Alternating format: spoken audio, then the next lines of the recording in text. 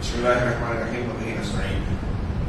الحمد لله رب العالمين والصلاة والسلام على سيد المرسلين وعلى آله وصحبه أجمعين ومن تبعهم بإحسان إلى يوم الدين. عن أبي هريرة رضي الله تعالى عنه عن النبي صلى الله عليه وسلم قال: إذا نسي فأكل وشرب إذا نسي أحدكم فأكل وشرب فليتم صومه فإنما أطعمه الله وسقاه. متفق عليه. وعن عبد الله بن عمر رضي الله عنهما قال: نهى رسول الله صلى الله عليه وسلم عن الوصال. قالوا إنك تواصل؟ قال: إني لست مثلكم إني أطعم وأسقى. محترم حاضرین، حمد و صلوات کے بعد یہ دو حدیثیں میں نے پڑھی. جیسا کہ اس سے پہلے رمضان کے احکام و مسائل کے باب میں یہ تذکرہ کیا گیا کہ ہمارا دین فطرت ہے. اللہ رب العالمین نے اور رسول اللہ صلی اللہ علیہ وسلم نے جو بھی احکامات اور حکم، عبادتیں، اعمال ہم کو بتائے ہیں اس میں ہمارا فائدہ ہے، ہماری ضرورت کی تکمیل ہے. ان کا ترک کرنا، ان کی مخالفت کرنا دوسروں سے پہلے خود ہمارا نقصان ہے.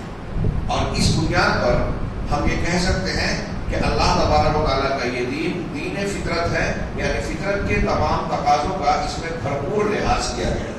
آپ دیکھیں گے آج اور آگے کے 2-4 دنوں کے دروس میں یہ بات آئے گی کہ اللہ تبارک و تعالیٰ نے جن چیزوں کو ہم پر فرض کیا ہے ان میں بھی ہماری بشری اور انسانی خامیوں، کوتاہیوں، ضرورتوں کا بھرپور لحاظ کیا. جب ہماری جیسی استطاعت اور طاقت ہو، کوئی کمزوری، کوئی عذر ہو، اس کا لحاظ کیا گیا. اب یہاں دیکھیے یہ جو حدیث آج میں نے پڑھی اور اس کے بعد جو آنے والی ہے انشاءاللہ وہ بہت اہم ہوگی. کل کے درس میں انشاءاللہ اللہ کے رسول صلی اللہ علیہ وسلم نے فرمایا کہ جب تم میں سے کوئی شخص بھول کر کھا لے، بھول جائے، فَأَكَلَ وَشَرِبَ، اور بھول کر کھا لے اور پی لے، تو فَلْيُتِمَّ صَوْمَهُ، وہ اپنے روزے کو پورا کر لے. فَإِنَّمَا أَطْعَمَهُ اللَّهُ وَسَقَاهُ، اس لیے کہ بھول کر جو اس نے کھایا پیا ہے اللہ نے اسے کھلایا اور پلایا ہے. کتنی اہم بات ہے. ایک انسان کی یا انسانوں کی بشری کمزوری ہوتی ہے، اس میں جناب محمد رسول اللہ صلی اللہ علیہ وسلم بھی مستثنا نہیں تھے. آپ نے ایک مرتبہ غالباً ظہر کی نماز 2 رکعت پڑھائی، سلام پھیر دیا، اٹھ کر اجلے میں چلے گئے. ایک صحابی نے، سارے صحابہ کرام بیٹھے رہے، ایک صحابی نے جا کر آپ کو بلایا، کمرے سے آواز دے کر باہر جب تشریف لائے تو صحابی رسول نے خربات ذوالیدین جن کو کہا جاتا تھا، انہوں نے کہا: انسیتا یا رسول اللہ اب قصرت الصلاۃ، اللہ کے رسول آپ بھول گئے یا نماز میں کمی کر دی گئی؟ آپ نے 2 رکعت پڑھا دی. آپ اندر تشریف لائے، صحابہ اپنی جگہ بیٹھے ہوئے تھے، سوال کیا کہ کیا یہ صحیح کہہ رہے ہیں، میں نے 2 رکعت ہی پڑھائی. دیکھیے آپ کو تب بھی گویا پورے طریقے سے اس بات کا دھیان نہیں رہا. جب صحابہ نے کہا کہ ہاں آپ نے 2 رکعت ہی پڑھائی، آپ مصلی پر گئے، مزید 2 رکعت پڑھائی، سجدہ سہو کر کے سلام کیا، اور پھر اس کے بعد کہا کہ میں تو ایک انسان ہوں، انسا کما تنسون، میں بھی ویسے بولتا ہوں جیسے تم بولتے ہو، میں بھی اس طریقے سے بولتا ہوں جیسے تم بولتے ہو. لیکن یہ بھی یاد رہے کہ آپ کا بولنا اللہ تبارک و تعالیٰ نے، بشری تقاضا یا خامی یا کمزوری تو تھی، لیکن آپ کے بولنے سے اللہ تعالیٰ نے شریعت اور دین کو محفوظ رکھا. جیسے کہ ایک جگہ قرآن میں کہا: سنقرئک فلا تنسیٰ، ہم آپ کو یہ قرآن پڑھا دیں گے تو پھر آپ بھولیں گے نہیں. یہاں تک کوئی دنیا کا کوئی شخص یہ اعتراض نہیں کر سکتا، سوال نہیں اٹھا سکتا کہ اگر آپ بھولتے تھے تو ہو سکتا ہے کہ کچھ قرآن کی آیتیں اللہ نے آپ کو دی ہوں، احکامات دی ہوں اور آپ بھول گئے ہوں. ایسا ناممکن ہے، کیونکہ دین اور شریعت کی حفاظت کی ذمہ داری اللہ نے دی. اب آپ بھولتے ہو، آپ پر جادو کیا گیا ہو یا کوئی بھی معاملہ ہو، اللہ کا یہ وعدہ قائم ہے کہ اللہ تبارک و تعالیٰ نے اس دین کی حفاظت کی. بات ایک اصولی طور پہ یہ روزے سے متعلق ایک چھوٹا سا مسئلہ بتائی ہے، لیکن اس کے ذریعے سے ہمارے پاس شریعت کا ایک قاعدہ نکلتا ہے. نبی کریم صلی اللہ علیہ وسلم کے ایک فرمان میں ہے کہ آپ نے فرمایا کہ میری امت سے اس چیز کو اٹھا لیا گیا ہے جو بھول چوک سے، نسیان کی وجہ سے ہو جائے یا جس پر اوپر زور زبردستی کی جائے. رفع عن امتی النسیان وما استکرہوا علیہ، جو چیز بھول سے کوئی آدمی کر بیٹھے اس کا گناہ نہیں لکھا جائے گا. ایک بات. دوسرا کہ جس پر زور زبردستی کی جائے، ایک آدمی کے سر پر جو ہے بندوق لگا کے کہا کہ تم جے رام جی کی بولو، جیسا کہ کیسی بابری مسجد والے معاملے کے بعد فسادات میں ہوا تھا، اور اس نے جان بچانے کے لیے زبان سے کلمہ کفر کہہ دیا، دل میں ایمان ہے، تو اللہ تبارک و تعالیٰ نے قرآن میں کہا بلا من اکرہ الا من اکرہ وقلبہ مطمئن بالایمان، جس پر زبردستی کی گئی ہو اور اس کا دل ایمان پر مطمئن ہو۔ حضرت عمار بن یاسر رضی اللہ تعالیٰ عنہ کو کفار مکہ نے مجبور کیا تھا سزائیں دے دے کر، تو انہوں نے اللہ تعالیٰ اللہ کے رسول کے بارے میں کچھ غلط سلط باتیں کہہ دی، کفار مکہ نے چھوڑ دیا، روتے ہوئے آئے اور اللہ کے رسول نے کو واقعہ بتایا کہ انہوں نے اتنی زیادہ کہ اللہ کے رسول میرے جب برداشت سے باہر ہو گئی تکلیف تو میں نے آپ کی شان میں وہ باتیں کہہ دی جو وہ چاہتے تھے، لیکن میرا ایمان تو تباہ ہو گیا، رونے لگے۔ تو اللہ کے رسول صلی اللہ علیہ وسلم نے کہا کہ اگر وہ پھر سے ایسا کرے تو تم پھر سے ایسا کر دینا، یہ اجازت ہے، یعنی ایسا کیا جا سکتا ہے کہ اگر جان بچانی ہو جان پر بنائے تو رخصت ہے، لیکن یہ دھیان رہے کہ عظیمت اور افضلیت کا پہلو اس سے اونچا ہے۔ اگر آپ جان بچانے کے لیے دل میں ایمان رکھ کے شرک کہتے ہو زبان سے، جائز ہے، لیکن جان گنوا کر شرک پھر بھی نہیں کہتے تو یہ افضل ہے۔ لا تشرک باللہ وان قتلت او حرقت، اللہ کے ساتھ شرک نہ کرو، چاہے قتل کر دیا جائے یا جلا دیا جائے۔ امام احمد بن حنبل رحمہ اللہ کو خلق قرآن کے فتنے میں کوڑوں سے مارا جا رہا تھا، جلاد کا کہنا تھا کہ ایسا کوڑا ایک ایک مارتا تھا کہ اگر کسی ہاتھی کو میں مار دوں تو وہ چنگھاڑ کر بے ہوش ہو جاتا تھا۔ احمد بن حنبل کئی کوڑے برداشت کرتے تھے۔ ایک مرتبہ بے ہوشی سے جب ہوش آیا تو کچھ علماء نے جو اس وقت کے تھے، آج کل کے جیسے درباری ہوتے ہیں، انہوں نے قریب آ کے کہا کہ اللہ تعالیٰ نے تو یہ چھوٹ دیا نا کہ جان بچانے کے لیے کلمہ کفر کہہ سکتے ہو تو یہ کہہ دو کہ قرآن اللہ کا کلام نہیں، اللہ کی مخلوق ہے۔ اللہ کا کلام اللہ کی صفت ہے، اللہ کی صفات اللہ کی ذات کے ساتھ ہمیشہ سے ہے۔ اگر مخلوق کہہ دیا جائے تو مخلوق کہنے میں یہ معنی ہوتا ہے کہ جب سے پیدا کیا ہے تب سے وہ آئی ہے، اس سے پہلے نہیں تھی۔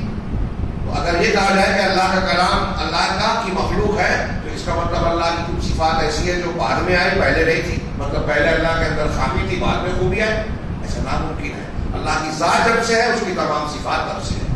پیدا کرنے والا وہ ہمیشہ سے ہے، صفت اور قدرت پیدا کرنے کی ہمیشہ تھی، لیکن عمل کرنے والا اس وقت ہوا جب پیدا کیا۔ کلام کرنے والا ہمیشہ سے تھا، لیکن بات جب چاہی، جب اس کی مشیت ہوئی تب اس نے بات کی۔ ابھی آپ لوگ خاموش بیٹھے ہیں تو کیا اس کا مطلب یہ ہے کہ بولنا نہیں جانتے؟ ابھی آپ بولنے کی طاقت رکھتے ہو، اس اعتبار سے متکلم و کلام کی صفت رکھتے ہو، لیکن جب عملاً بولنے لگے تو متکلم بالفعل ہو گئے، یعنی عملاً آپ کہہ رہے ہیں۔ بات اس مسئلے سے عقیدے اور اصول تک پہنچی، اور حقیقت یہ ہے کہ چھوٹے سے چھوٹا مسئلہ جن کو ہم چھوٹا سمجھتے ہیں وہ چھوٹے نہیں ہیں، اور ان کا تعلق کہیں نہ کہیں دین کی بنیادوں سے ہوتا ہے۔ میں ایک اصول بیان کر رہا تھا کہ اللہ تبارک و تعالیٰ کے اللہ کے رسول کے اس فرمان سے اور کئی حدیثوں اور قرآن کی آیتوں سے یہ معلوم ہوتا ہے کہ بھول چوک سے اگر امت مسلمہ کا کوئی شخص کچھ بات کر دیتا ہے تو اس پر اللہ کی پکڑ نہیں ہے، چھوٹ ہے۔ روزے کی حالت میں اگر روزہ رکھ کے ایک بندہ روزہ ہے اور بھول چوک سے کھا پی لے رہا ہے تو اللہ تبارک و تعالیٰ کے ہاں یہ معفو عنہ ہے، اور جو اس نے بھول چوک سے کھایا وہ اللہ کا کرم اور رحمت کے طور پہ اللہ نے کیا کہ اللہ نے اسے کھلایا اور پلایا، یہ اس کو بینیفٹ مل رہا ہے، اللہ کی طرف سے فائدہ مل رہا ہے کہ بلا دیا اس کو، کھا پی لیا، کہ اس کو کوئی حرج نہیں ہے، اس کا روزہ مکمل، وہ روزہ پورا کرے، مطلب اس کا روزے میں کوئی خرابی نہیں ہوگی۔ یہ ایک روایت بخاری مسلم کی۔ ایک دوسری روایت اس کے ساتھ جوڑ کر دیکھیے تو یہ معاملہ اور واضح ہو جاتا ہے کہ نبی کریم صلی اللہ علیہ وسلم عبداللہ بن عمر کہتے ہیں کہ نبی کریم رسول اللہ صلی اللہ علیہ وسلم نے وصال سے منع کیا۔ وصال کہتے ہیں روزے پر روزہ رکھنا جوڑ کر بیچ میں کھائے پیے بغیر۔ ہم نے افطار کیا، روزہ آج رکھے ہیں، افطار کر لیا، بیچ میں گیپ ہو گیا، پھر سحر کھایا، سحری کھائی، کھانا ہو گیا بیچ میں، اب اگلا روزہ شروع ہوا۔ مثال یہ ہے کہ آج کا روزہ آپ نے رکھا، اب روزہ ختم ہو گیا اور پھر نیا روزہ شروع ہو گیا، بیچ میں کھایا پیا کچھ نہیں، یعنی کنٹینیو بغیر کوئی کھائے پیے بیچ میں گیپ کیے ہوئے مسلسل کئی دن کا روزہ رکھنا، ایک سے زیادہ دن کا، اس کو وصال کہتے ہیں، صوم وصال۔ نبی کریم صلی اللہ علیہ وسلم نے اس سے منع کیا تو کہا، لوگوں نے سوال کیا کہ انک لا تواصل، اللہ کے رسول آپ ہمیں منع کر رہے ہیں لیکن آپ تو وصال کا روزہ رکھتے ہیں۔ یہ نبی کریم صلی اللہ علیہ وسلم روزہ رکھتے تھے۔ قال انی لست مثلہ، تو اللہ کے رسول صلی اللہ علیہ وسلم فرمائے کہ میں تمہاری طرح نہیں ہوں۔ یہاں دیکھیے کوئی یہ مطلب نہ نکالے کہ قرآن میں اللہ نے کہا کہ میں تمہاری طرح بشر ہوں، اور یہاں کہہ رہے ہیں کہ میں تمہاری طرح نہیں ہوں، اور بریلوی حضرات قبر پوجنے والے اللہ کے رسول صلی اللہ علیہ وسلم کی شان میں غلو کرنے والے اس سے اس قسم کا معنی نکالنے کی کوشش بھی کرتے ہیں، لیکن یہ ان کی بالکل غلط فہمی اور مغالطہ آرائی ہے، دھوکہ ہے، جھوٹ ہے. اور اگر یہاں وہ کہتے ہیں کہ میں تمہاری طرح نہیں ہوں تو قرآن کا یہ معنی کیا کریں گے میں تمہاری طرح ہوں؟ وہاں کی الٹا سیدھا معنی بیان کرتے ہیں، وہاں بھی غلط معنی بیان کرتے ہیں، یہاں بھی غلط معنی بیان کرتے ہیں. اللہ کے رسول نے فرمایا کہ میں تمہاری طرح نہیں ہوں، تو کس معاملے میں؟ اس انی اطعم و اسقا، مجھے کھلایا اور پلایا جاتا ہے، اس معاملے میں تم میری طرح نہیں ہو. باقی بشری تقاضوں میں ضروریات میں جیسے تم ماں باپ سے پیدا ہوئے میں بھی ہوا، جیسے مجھے بھوک لگتی ہے تمہیں بھی لگتی ہے، جیسے مجھے حاجت ہوتی ہے تمہیں بھی ہوتی ہے. انسان جیسے میں بولتا ہوں جیسے تم بولتے ہو میں بھی بولتا ہوں، تو بشری معاملات میں آپ ایک ہیں. لیکن اللہ تبارک و تعالیٰ نے آپ کو وحی دی، رسول بنایا، رسولوں کا سردار بنایا، اور کچھ خصوصیات عطا فرمائے. بعض خصوصیات ایسی ہیں جو رسولوں میں بھی آپ کو اختصاص دیا گیا کہ آپ کو جو چیز دی گئی دوسرے رسولوں کو نہیں دی گئی. بعض چیزوں میں رسول مشترک ہیں، امت سے آپ کو خصوصیت عطا کی. یہ ایک مستقل عنوان ہے، لوگوں نے اس پر کتاب لکھی، خصائص مصطفیٰ صلی اللہ علیہ وسلم. اس کا ہمارا درس مالیگاؤں میں جاری ہے. چنانچہ اللہ کے رسول صلی اللہ علیہ وسلم نے فرمایا کہ میں وصال کرتا ہوں تو میرا معاملہ الگ ہے، تمہارا الگ ہے، مجھے کھلایا اور پلایا جاتا ہے. اب اللہ کے رسول کو کھلایا پلایا کیسے جاتا تھا؟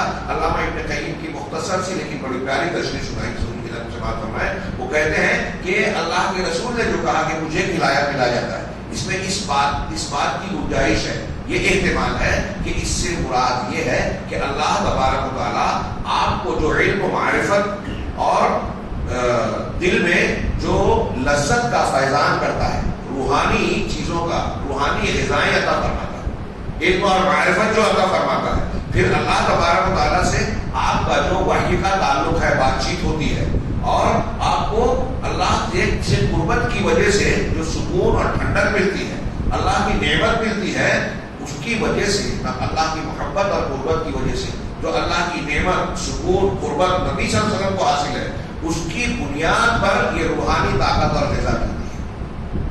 اللہ ابن قیم آگے کہتے ہیں کہ جس کو بھی معمولی سا تجربہ اور شوق ہو وہ یہ جان سکتا ہے، ہم میں سے کوئی بھی شخص. آپ غور کیجیے، ایک مثال دے رہے سمجھا رہے ہیں کہ جب انسان کو کہ قلب اور روح کی غذا ملتی ہے تو بعض مرتبہ جسمانی غذا سے وہ بے نیاز ہو جاتا ہے. بہت ساری حیوانی غذاؤں سے اس کو ضرورت پیش نہیں آتی.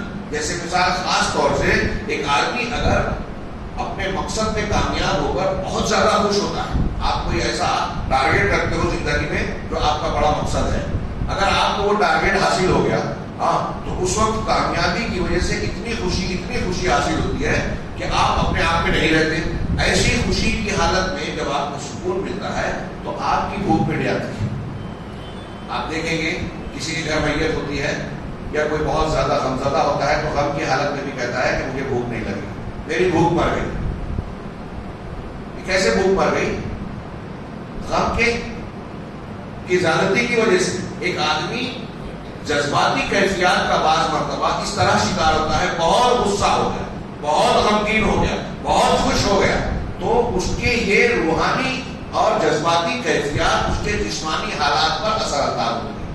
کئی مرتبہ ایسا ہوتا ہے کہ انتہائی غصے والا آدمی کھانا کھانے سے انکار کر دیتا ہے. تو علامہ ابن قیم وہی سمجھا رہے ہیں کہ یہ جو جذباتی کیفیات اور روحانی لذت و کیفیت کا معاملہ ہوتا ہے، آپ غور کیجیے کہ نبی کریم صلی اللہ علیہ وسلم اللہ کے پیغمبر ہیں، تو ظاہر سی بات ہے آپ پر اللہ کی وحی آ رہی ہے، آپ دوسرے انسانوں کے مقابلے میں اللہ سے قریب ہیں، آپ کی محبت، آپ کا ایمان دوسروں کے مقابلے میں اعلیٰ درجے کا ہے. تو آپ کا ایمان جتنا اعلیٰ درجے کا ہے اتنا زیادہ آپ اللہ سے قریب ہیں، اور اللہ سے قربت، اللہ کے خاص فیضان کی وجہ سے جو لذت، جو روحانیت اور جو روحانی غذا آپ کو ملتی ہے اس کا آپ اندازہ نہیں کر سکتے. ایک نبی کو جو چیزیں ملتی ہیں اس طریقے سے، تو اس بنیاد پر نبی کریم صلی اللہ علیہ وسلم دوسرے انسانوں کے مقابلے میں زیادہ طاقتور تھے، اور ہر نبی کو جسمانی اعتبار سے بھی عام انسانوں کے مقابلے میں اللہ تعالیٰ زیادہ قوت دیتا ہے. تو قوت کے اعتبار سے، روحانیت کے اعتبار سے آپ کی کیفیت عام انسانوں سے الگ تھی. اس لیے آپ نے 100ویں وصال رکھا، لیکن امت کے لوگوں کو 100ویں وصال سے کنٹینیو روزہ رکھنے سے منع کیا۔ یہ بھی اللہ تبارک و تعالیٰ کی طرف سے امت پر رحم و کرم کا ایک پہلو ہے کہ ہم کو یہ نہیں کہا کہ آپ کنٹینیو روزہ رکھیں، کیونکہ ایسا کرنے سے ہم جو ہے بیمار پڑ جائیں گے، کمزور ہو جائیں گے اور پھر روزہ نہیں رکھ پائیں گے۔ آگے ہمارے نہ صرف روزہ رکھنے کی قوت کم ہو جائے گی بلکہ زندگی کے امور میں بھی ہم کمزوری کا شکار ہو جائیں گے۔ آپ دیکھیے دوسرے مذاہب میں، جین مذہب میں 14 دن کا، 30 دن کا اور بھی لمبے لمبے روزے رکھتے ہیں، وہ 24 گھنٹے کا لیمو پانی پیتے ہیں، کچھ اور چیزیں ہوتی ہیں اور اس طرح کی شدت ہوتی ہے۔ ایسے ہی نصارہ کے بعد روزوں میں شدت ہوتی ہے۔ اس کے بالمقابل ہندوؤں کے یہاں روزہ دیکھیے تو کہتے ہیں کہ ہم نے چاول گیہوں کا روزہ رکھا ہے، پھل 24 گھنٹہ کھا سکتے ہیں، فلاں چیز 24، عجیب و غریب روزہ ہے۔ تو یہاں کہیں افراط ہے، کہیں تفریط ہے۔ یہ اسلام کا روزہ انتہائی متوازن ہے، فطری ہے، ہمارے پاس ہماری ضروریات کا اور ہمارے فائدوں کا اس میں پاس و لحاظ کیا گیا۔ یہ دو سہولیات کا آج 2 حدیثوں میں نے ذکر کیا۔ انشاءاللہ کل کے روزے میں، کل کے درس میں یہ مسافر اور مسافر سے متعلق بعض کچھ ایسی کنڈیشن جس پر لوگ عام طور سے سوال کرتے ہیں کہ ایک ڈرائیور آدمی ہے، ہمیشہ سفر کرتا ہے، تو اس کا کیا ہوگا؟ انشاءاللہ کل ہم گفتگو کریں گے۔ ہر جگہ شریعت نے ہماری سہولیات کا لحاظ کیا ہے، لہٰذا اس شریعت اور اس قانون کا بھرپور پاس و لحاظ ہمیں کرنا چاہیے، اس کی قدردانی کرنا چاہیے کہ اللہ کا